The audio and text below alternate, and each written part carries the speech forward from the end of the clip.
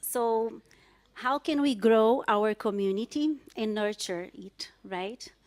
I think the first step, I was reflecting about it, and I'll take this step first, is to fall in love with the IDGs and to fall in love with the sense of hope and possibilities that it brings to us. That's where the energy comes from.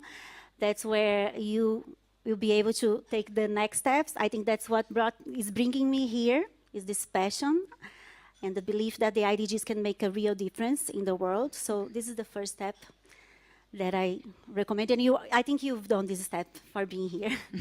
You have taken this step. The second one, which I think was very important in Brazil, and it's probably why we are on the top of the research, of the one question research in numbers of answers, is to map our network. So I'm a facilitator, and I have a background in international education. So first thing when I learned about the IDGs was to ask who can benefit of that, who I would like to learn about the IDGs. So I relate with international universities, with corporations, with NGOs, a lot of facilitators that have been through trainings with me as well. So I first initiated the hub in Florianopolis with that idea to share what I was learning through the IDGs with other facilitators or whoever wanted to learn about that. So that was for us, the hub has been a learning lab. We have been going through the different dimensions and also inviting the members to be part of it and share knowledge and co-create the activities. And inspired by the Oak Island, which is one of the founders of the IDG movement. We are doing that in nature because I am in Florianopolis, which is a beautiful island in the south of Brazil. You're all invited to go there. And we are doing the activities in nature. I don't think there's a best place to invite people to look inside than feeling part of nature, that we are nature, right? So we meet a lot at the beach, in the dunes, and we are going through each dimensions, looking at the toolkit and creating these activities based on the toolkit, the IDG toolkit.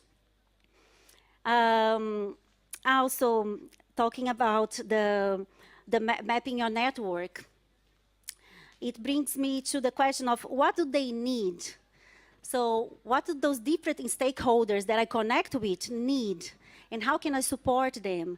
So in Brazil, for example, only 5% of the population speaks fluent English. And we started to bring together Brazilians who speak English to translate the IDG framework and make it accessible.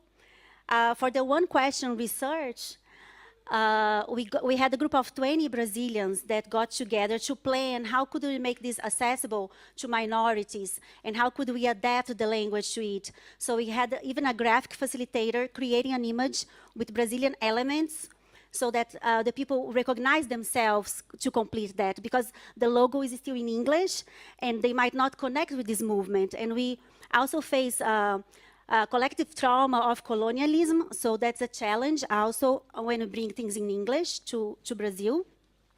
And I would like to name here Ricardo Cato, which is there in the back. He was one of the initiators of the IDGs in Brazil. He was the first person I contacted when I learned about the IDGs. And he created a cluster where we exchange information about between hubs around Brazil.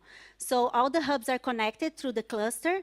And yesterday, as I was here, people were sharing the highlights of the sessions they were watching online. And every time we have access to a new document, we share with this network through a WhatsApp group with 250 people from different parts of Brazil.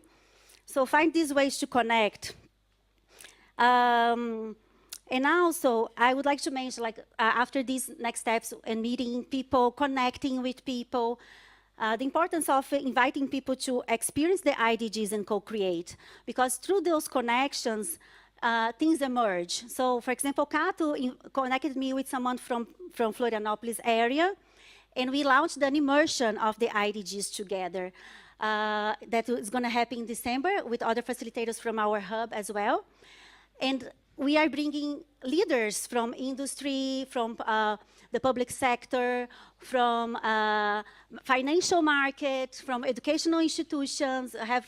We'll have 38 people in total joining this immersion in nature. So I think it's very, very important to connect with people and invite them to experience and to co-create. Let me see what else I have here. Yeah, and besides that, like I said, my background of international education. So besides all the things I'm involved in Brazil, I'm also taking the IDGs to the universities I work in cooperation with. Frederick is another person that has heard from me many times. For example, I'm part of an association of international educators that brings 4,000 people together in a conference. And I was able to talk about the IDGs with them on a group of sustainability that I'm involved. And also the UN group, the group of this association that is related to the UN, have invited me to talk about the IDGs as well. So I guess it's very, very important, like, to look for those people that you really want to learn, that they want about, you want them to learn about the IDGs, and go for it. Go from this place of love for the cause, that you want to have more people helping you on that, and ask for help. That's what I have to share. I'm quite nervous, and maybe I have used much time. No, Rafaela, let's give her a round of applause. Thank you for connecting the dots, quite literally, and being an inspiration for us all.